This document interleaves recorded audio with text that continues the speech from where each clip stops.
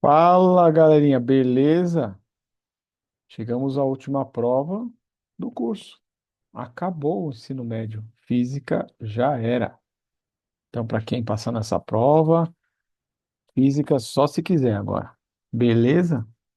Turminha, o que que a gente tem para hoje? Vamos fazer a correção da PO de Física da terceira série do ensino médio 2025, prova do quarto bimestre.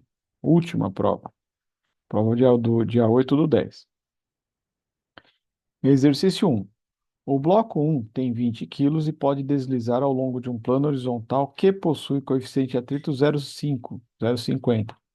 Esse bloco está conectado por um fio ideal a um bloco 2 de massa M2, como mostra a figura. Em um mesmo intervalo de tempo que o bloco 2 percorre uma distância duas vezes maior que a distância do bloco 1. Então, quando o bloco 2 desce uma distância, ele é duas vezes maior que a distância do bloco 1. Isso significa que a aceleração do bloco 2 é duas vezes a aceleração do bloco 1. E essa aceleração do bloco 1, porque eles não estão conectados no mesmo fio, tem uma polia móvel, né? O coeficiente de atrito estático é igual ao coeficiente de atrito cinético, sabendo que as polias são ideais, faça o que se pede. Qual é o valor máximo de M2 para que o sistema de massas e polias permaneça em equilíbrio?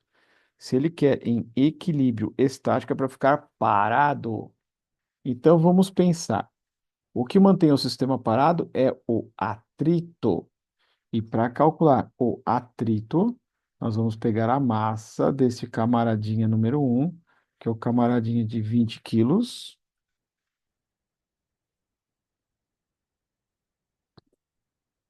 Fazer bem bonito, hein? 20 quilogramas. E esse camaradinha tem um peso, que é o peso P1, que é igual a 200 newtons. Lembrando que para calcular peso eu multipliquei pela aceleração gravitacional, que é 10. Aqui eu tenho a força normal. A força normal para cancelar o peso também vai ser 200 newtons. E a partir daí, eu posso calcular a força de atrito. Então, a força de atrito é igual a μ vezes a força normal. Vai dar 0,5 vezes 200. São 100 newtons. Muito bem. Essa força de atrito está aqui segurando o bloco número um. Só que essa força de atrito é uma força, e aqui eu tenho duas trações, T e T. E quando eu vou até o bloco 2 eu tenho uma tração aqui, que cancela com o peso de 2. Então, essa tração no equilíbrio é igual ao peso de 2. Então, eu posso dizer que duas trações são iguais a Fat. Duas trações é igual a Fat, olhando pela polia. Isso quer dizer que uma tração é igual a 100 newtons. E se o peso do bloco 2 é igual à tração, significa que a massa do bloco 2 vezes a gravidade é igual a 100 newtons, certo? Então, quer dizer que a massa 2 máxima, para manter em equilíbrio, é igual a 10 quilogramas. 10 quilogramas é a primeira resposta. Se a massa 2 ela for maior que 10 quilogramas, o bloco 2 escorrega e ele desce. E ele manda aqui no exercício na letra B, usar a massa do bloco 2 de 20 quilogramas. E pede a aceleração após o início do movimento adotando massa de 20 kg. Calcule a aceleração de cada bloco. Então, ele tem que achar o A1 e o A2. Então, vamos começar por aqui.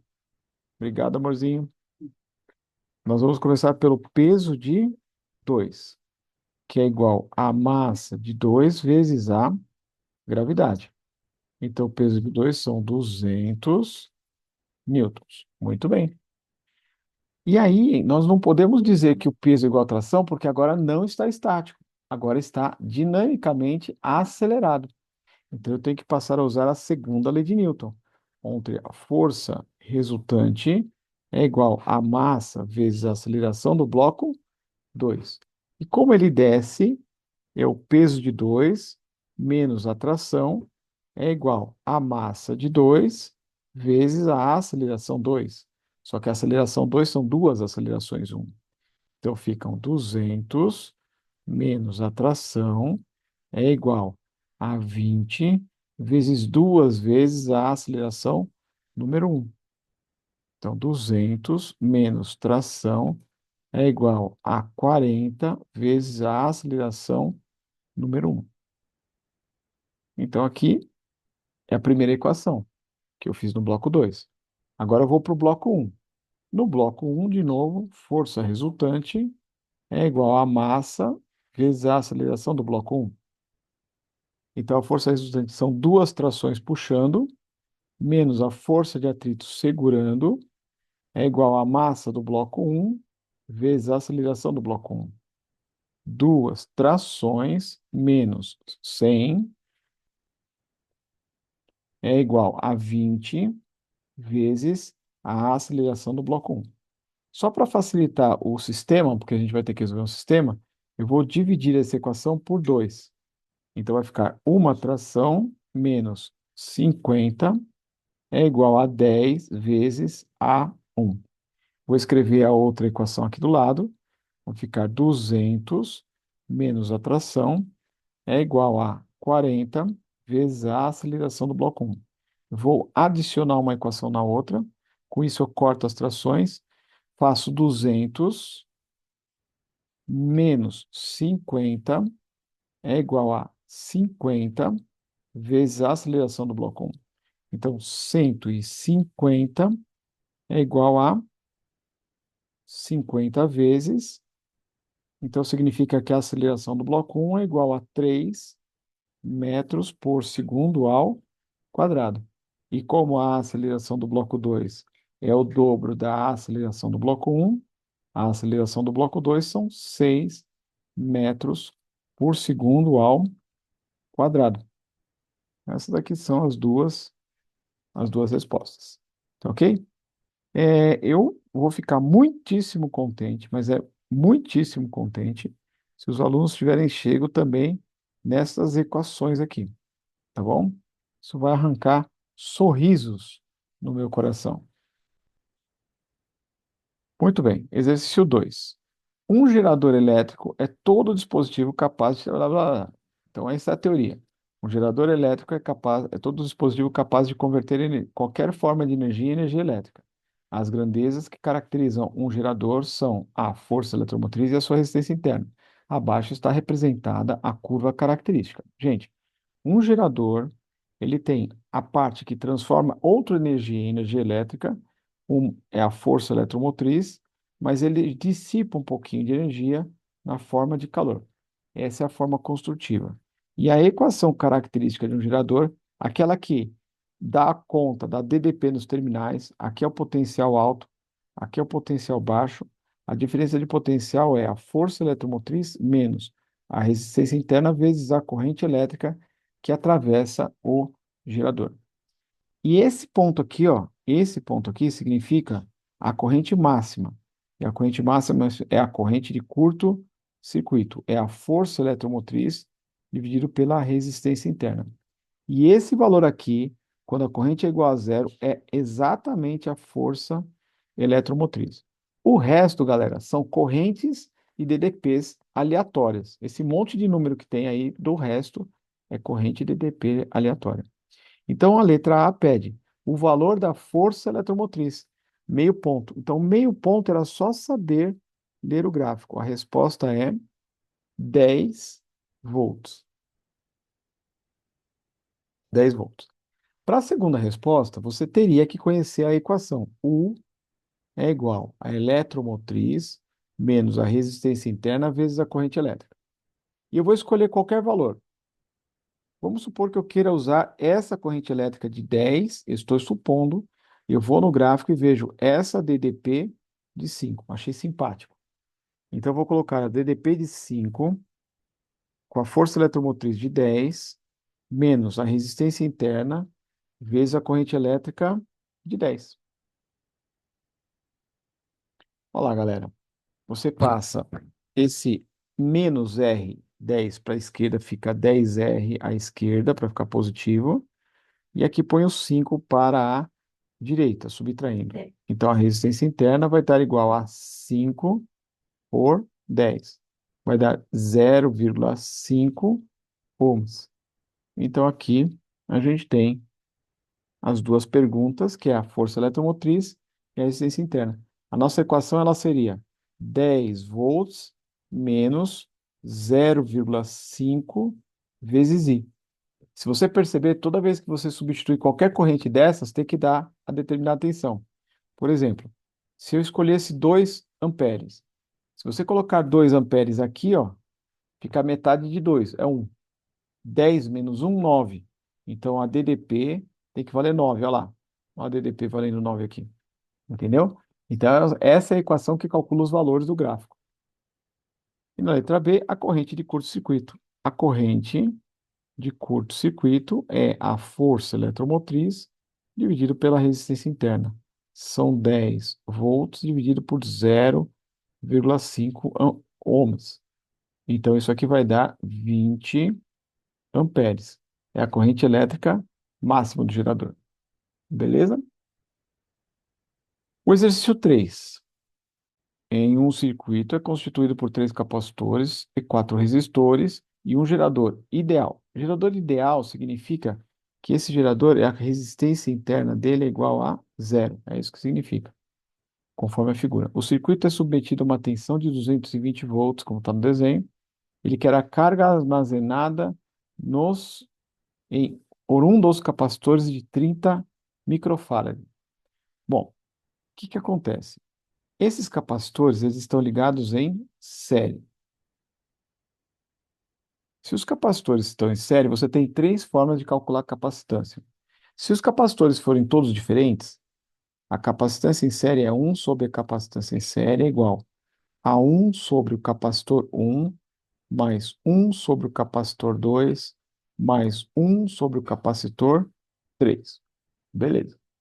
Se você só tivesse dois capacitores diferentes, o capacitor da série seria o capacitor 1 vezes o capacitor 2, dividido pelo capacitor 1 mais o capacitor 2, produto e soma, tá? E se você tivesse capacitores todos iguais, a capacitância da série seria a capacitância de qualquer um deles dividido pelo número de capacitores, se fossem iguais.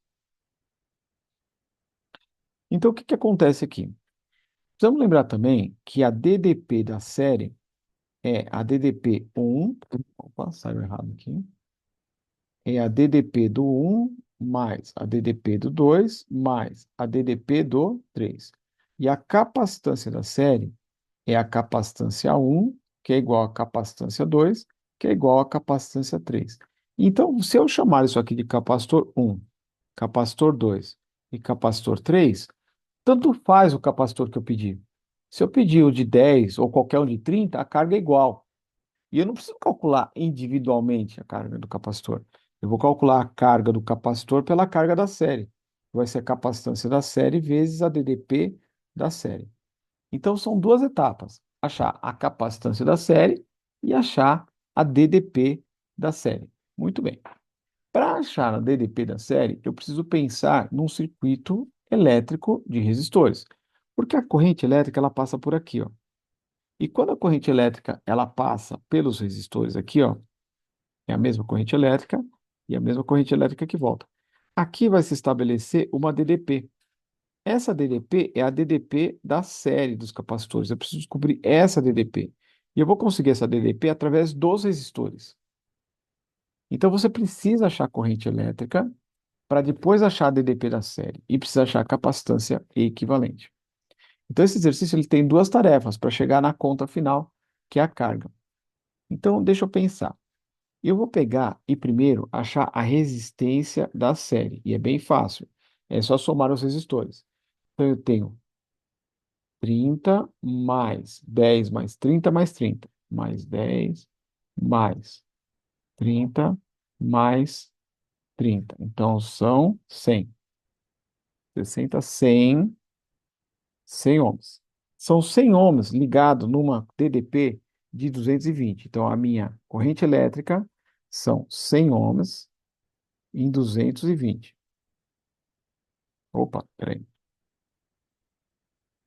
É a resistência da série. Então, vai ficar 220 dividido por 100. Vai dar 2,2 amperes. Bom, então a corrente elétrica eu já sei. Para achar essa DDPzinha da série, eu vou pegar só esses resistores aqui de dentro. Deixa eu fazer aqui os resistores ali do que eu quero saber. Aqui, eu devia ter trocado a palavra aqui, não usado série. Essa aqui seria a resistência equivalente, equivalente do circuito. Aqui sim eu usaria a resistência da série. O que que seria a resistência da série? A resistência da série é a soma dessas resistências. Então aqui você teria a resistênciazinha da série que está me interessando a DDP da série. Então, para achar aqui, eu vou multiplicar pela corrente elétrica. Então, se eu somar ali, eu vou ter o meu 10 mais 30 mais 30 vezes a corrente elétrica. Então, a minha DDP de série é igual a 70 vezes 2,2. 70 vezes 2,2. Se eu não estou enganado, dá 154. Para não cometer nenhuma gafe, 70 vezes 2,2. 154 volts. Então, eu já descobri qual é a minha DDP para o cálculo da carga. Agora está me faltando a capacitância equivalente. Então, você pode fazer de dois jeitos. Você pode calcular a capacitância dos dois capacitores iguais. Eu vou fazer essa conta aqui de uma cor verde, só como observação. Então, por exemplo, esses dois capacitores aqui vai dar metade. Então, aqui vai dar 15, tá? Agora, se você fizer o 15 com 10, é produto e soma. Então, vai ficar 150 dividido por 25. E 150, que é 10 vezes 15, dividido por 25, que é a soma de 10 mais 15, isso aí vai dar 6. Então, a gente sabe que aqui, quando eu fizer essa associação, vai dar 6 na capacitância equivalente. Essa é uma possibilidade para aluno que já está treinado. Para aluno que está com mais dificuldade, com mais, quer mais ficar pegado na equação, você pode fazer que 1 sobre a capacitância da série é igual a 1 sobre 10 mais 1 sobre 30 mais 1 sobre 30. Se você fizer essa conta, vai descobrir que a capacitância da série é igual a 6 microfarad. Então, a gente vem aqui para finalizar a resposta, coloca que a carga da série é igual a 6 microfarad vezes 154 volts, que é a DDP aplicada lá. Isso deu 924 microcoulombs. E essa aqui é a resposta. E a resposta é letra E. Letra E. Beleza? Então, essa é a questão de capacitor. Igualzinho do livro que eu fiz em sala de aula. O exercício 4 fala que o olho humano é um sofisticado sistema óptico que pode sofrer pequenas variações na estrutura, ocasionando os defeitos da visão. Com base em seus conhecimentos, analise as afirmações. No olho míope, a imagem nítida de um objeto distante se forma atrás da retina? Não, é na frente. É um olho excessivamente convergente ou um olho alongado. E esse defeito da visão é corrigido com uma lente divergente? Isso aqui está certo, mas atrás está errado. Então, isso aqui é falso. No olho com hipermetropia, a imagem nítida do objeto distante é formada atrás da retina e esse defeito da visão é corrigido com convergente, verdadeiro e verdadeiro, verdadeiro. No olho com astigmatismo, que consiste na perda de focalização em determinadas direções, as correções é feita com lentes cilíndricas, também está verdadeiro. Então, somente a 2 e a 3. A 2 e a 3 é letra Letra D. O exercício 5 fala que num circo, um equilibrista deseja levantar apoiando em uma vareta uma bandeja circular contendo um prato, um copo, uma garrafa. Você tem um prato, um copo e uma garrafa, respectivamente. 0,5 quilogramas, 0,1 quilogramas e 1,0 quilogramas. Escolhendo o sistema de eixos com origem no centro da bandeja, as posições do prato, do copo e da garrafa são dadas, respectivamente, pelos pontos A, B e C a seguir. Se a massa da bandeja for igual a 400 gramas, que é 0,4 quilos, então tem também a bandeja, 0,4 quilos, e o sistema de eixo está no centro, então ele pede qual é o XY do centro de massa. Aqui eu vou colocar as coordenadas x e as coordenadas y dos pontos. Por exemplo, prato, copo, garrafa e bandeja. A bandeja está aqui no meio, no sistema da origem. Aí, A, B e C. Então, prato é o A, e o A, ele está no x menos 2 e menos 5. O B, que é o copo, é menos 10 e 5. Menos 10 e 5. A garrafa, que é 1 quilo, está 4,4. 4, 4. E o B, que é bandeja, é 0, 0. Então, o meu x centro de massa vai ser igual. Menos 2 vezes 0,5 menos 10. Eu estou multiplicando o x com a massa e dividir pelas massas. Então, é menos 10 a coordenada vezes 0,1 é 4 vezes 1 e 0 vezes 0,4. E divide por soma das massas. 0,5 mais 0,1 mais 1 mais 0,4, que dá 2. O numerador vai dar, deixa eu ver aqui, a primeira conta aqui vai dar menos 1, vamos pensar, menos 2 vezes aquilo dá menos 1, aqui dá menos 1, aqui vai dar mais 2 e 0, dividido por 2. Aqui eu errei, né? Aqui dá 4. Então vai ficar 2 sobre 2 e a coordenada é 1 e é 1 centímetro. 1 centímetro. O y de centro de massa menos 5 vezes 0,5 mais 5 vezes 0,1 mais 4 vezes 1 mais 0 vezes 0,4. Opa,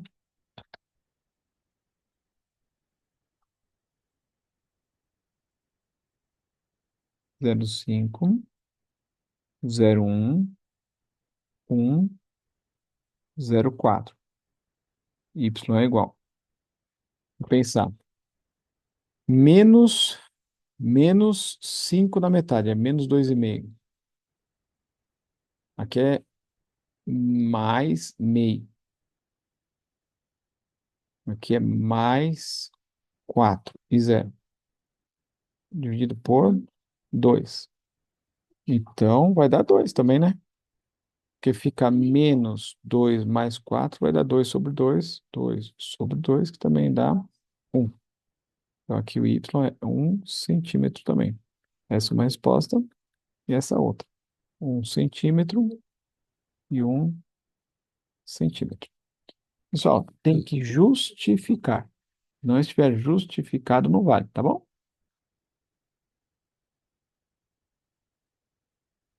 Tem que justificar. Bom, exercício 6 e último. Uma partícula de 2 quilos movimenta sob a ação de uma força na direção constante, cujo valor algébrico varia com o tempo. Força-tempo. Ah, tá. Com o valor algébrico é positivo, negativo. Então, o valor algébrico negativo da força indica que ela está no sentido contrário. Ele quer o módulo do impulso da força no intervalo de tempo de 0 até 6. Vamos falar um pouquinho sobre isso aqui. Pessoal, o impulso é o resultado da aplicação de uma força resultante por um intervalo de tempo. Esse impulso, ele pode ser calculado pela área do gráfico força versus tempo. E o impulso produz a variação da quantidade de movimento. O impulso é igual à variação da quantidade de movimento. Lembrando que quantidade de movimento é massa vezes velocidade, tudo vetorial. Abrindo a equação de delta, lembrando que delta é a quantidade de movimento final menos a quantidade de movimento inicial, final menos a quantidade e final menos inicial, eu posso colocar que a quantidade de movimento inicial mais o impulso vai dar a quantidade de movimento final, que seria final e inicial. Então, esse é o conceito, né? É um conceito que precede a explicação de colisão. Aí eu pergunto, o módulo do impulso da força nos intervalos de tempo no intervalo, né? Seria no intervalo, intervalo de tempo de 0 até 6. Tem que ser de 0 até chegar no 6. Então, eu tenho que achar esse triângulo aqui e tenho que achar esse triângulo aqui. Então, primeiro esse triângulo para cima, ele tem, deixa eu anotar aqui direitinho, dar um espaço. Ele tem uma base 4 por uma altura 30, 4, 30. Então, aqui vai ficar 4 vezes 30 dividido por 2, o que vai dar 60. E aí você tem um triângulo assim, pam, pam, para baixo. Aqui mede 2. Então, 2 menos 15. Então, fica 2 vezes menos 15 dividido por 2. Isso aqui vai dar menos 15. Então, o impulso é igual a 60 menos 15, o que dá 45 newtons vezes segundos. Tá bom? Esse é o impulso de 0 até 6. Que mede 4. Agora, a velocidade em t igual a 6, considerando que no t igual a 0, a velocidade é 10. Então, a quantidade de movimento inicial é a massa vezes a velocidade inicial. Ele falou que o objeto tinha massa de 2 quilos aqui no começo, ó. Então, fica 2 vezes 10. Então, a quantidade de movimento é 20 quilogramas metros por segundo no início. Então, a quantidade de movimento inicial mais o impulso vai ser a quantidade de movimento final. Sem nada é final. Então, aqui eu vou ter 20 mais 45 é igual à quantidade final. Então, a quantidade final,